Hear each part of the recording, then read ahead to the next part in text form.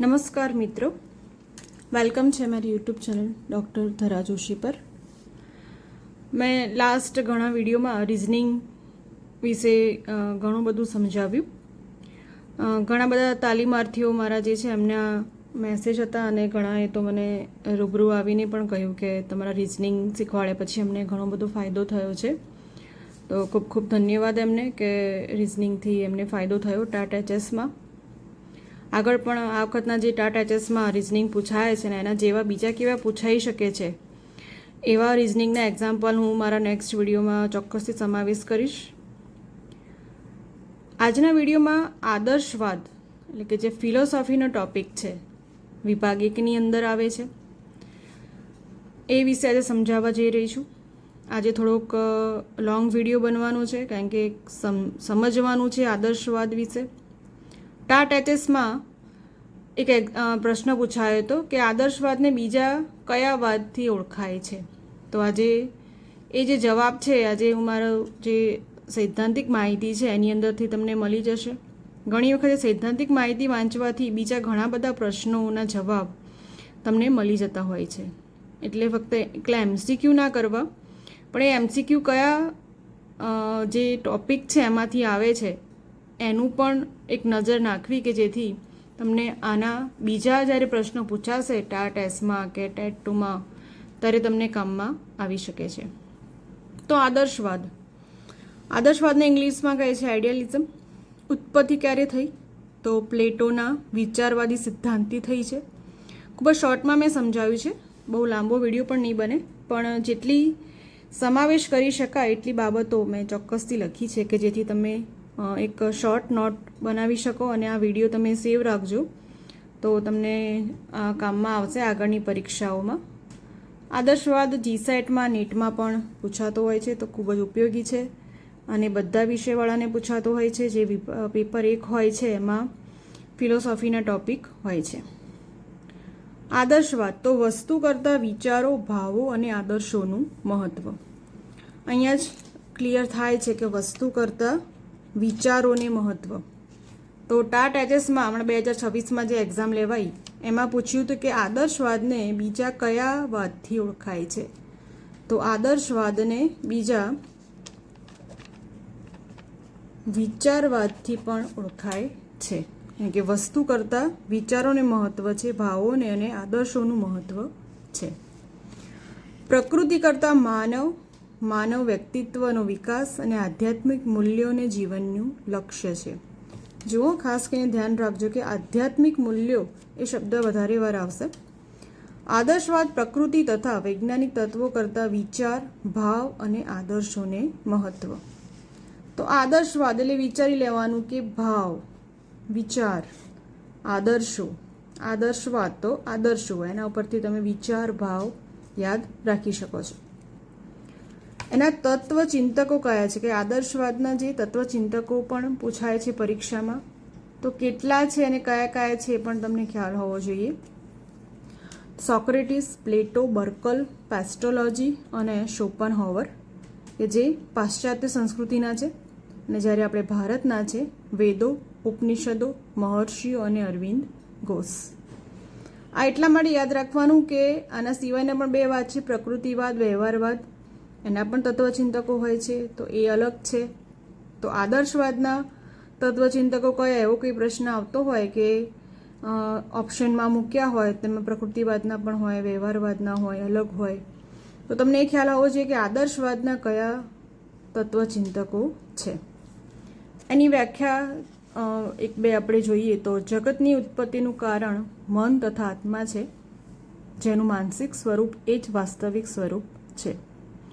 આદર્શવાદ એવો સિદ્ધાંત છે જે અંતિમ સત્તા આધ્યાત્મિકતાને માને છે. વિશેષતા કેવી છે તો વસ્તુ કરતાં વિચારને મહત્ત્વ, નિર્જીવ પ્રકૃતિ કરતાં મનુષ્યને વધુ મહત્ત્વ, આધ્યાત્મિક સત્ય અને મૂલ્યોમાં વિશ્વાસ, વ્યક્તિત્વના વિકાસને મહત્ત્વ, આત્મા અને મન વાસ્તવિક છે. આ બધું એટલા માટે સમજાવી રહી છું કે આના પણ પ્રશ્નો પૂછાઈ શકે છે. તમારા મગજમાં એક કોન્સેપ્ટ ક્લિયર હોવો જોઈએ આદર્શવાદ વિશે.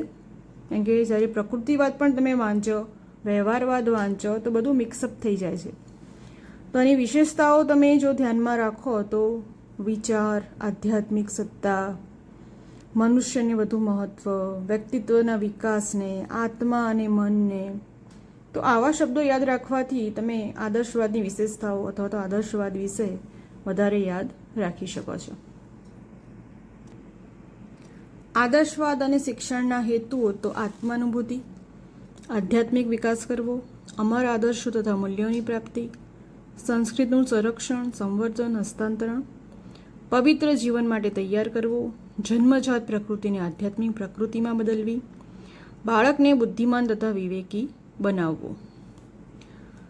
આ બધી જે માહિતી છે મેં બીએડની જે જૂની પુસ્તક આવતી હતી તત્વજ્ઞાનની, એની અંદરથી મેં લખેલી છે. તો એ મારો સોર્સ છે, મુખ્ય સોર્સ એ છે બીએડની પુસ્તક, જૂના જે સિલેબસ હતો એની પુસ્તક છે. એટલે બીજી કોઈ જગ્યાએથી લખી નથી, પણ જે મેઇન સોર્સ છે બીએડની બુક કે જે ફિલોસોફી પહેલાંના સિલેબસમાં હતું એમાંથી જ આ બધી માહિતી લખેલી છે. એટલે સચોટ માહિતી છે, બીજા કોઈ કન્ટેન્ટમાંથી લખી નથી. આદર્શવાદ અને પાઠ્યક્રમ, જ્ઞાનાત્મક, ભાવાત્મક અને ક્રિયાત્મક, પછી ભાષા, સાહિત્ય, ઇતિહાસ, ભૂગોળ, વિજ્ઞાન, કળા, કવિતા, ધર્મ, અધ્યાત્મવાદ, આચારશાસ્ત્ર, નીતિશાસ્ત્ર, સંગીત જેવા વિષયોનો પાઠ્યક્રમમાં સમાવેશ. હવે આ શિક્ષણ પદ્ધતિ જે આવે છે આદર્શવાદની, એ ઘણી બધી વાર પૂછાઈ છે કે કોણે કઈ શિક્ષણ પદ્ધતિ આપી. તો આનો તમે જ્યારે વિડીયો તમે જોતા હોય ત્યારે સ્ક્રીનશોટ પાડીને પણ તમે રાખી શકો છો.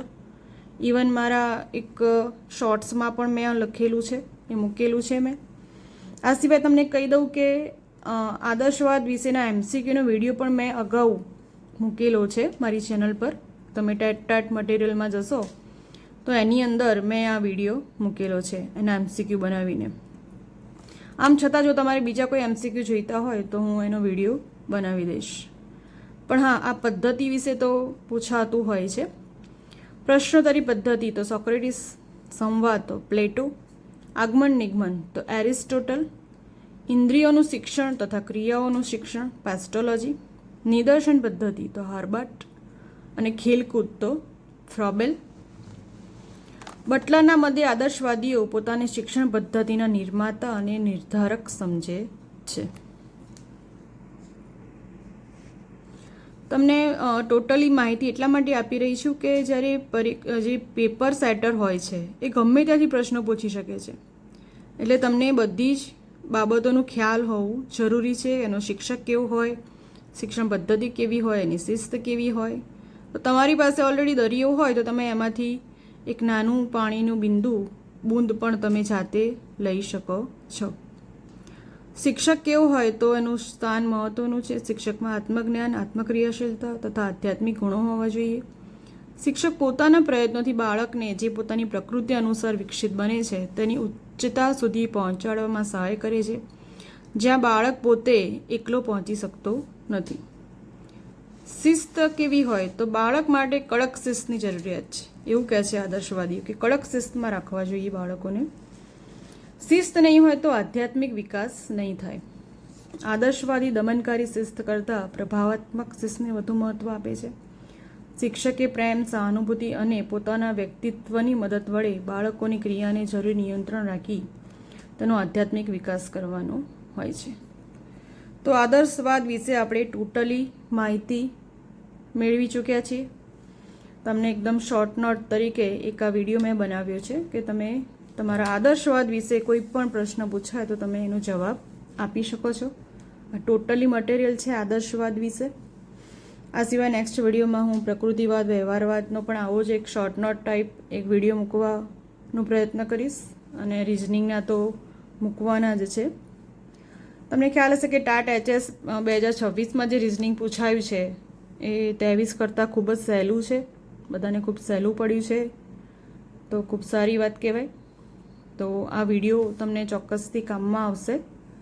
તો મળીએ નેક્સ્ટ વિડીયોમાં. ત્યાં સુધી જય હિન્દ, વંદે માતરમ.